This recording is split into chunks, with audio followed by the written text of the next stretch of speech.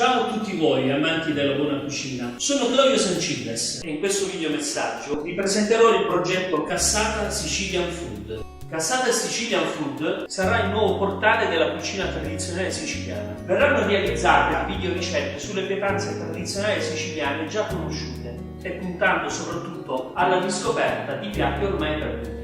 Cassata è un termine di origine araba che significa bacinella. La leggenda vuole che il nome del dolce derivi dall'uso di tale recipiente per mescolare ricotta e zucchero.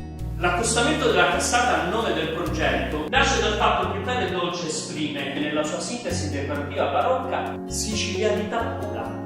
L'origine araba del termine poi contribuisce ad esprimere idealmente il concetto di contenitore di video ricette tradizionali siciliane.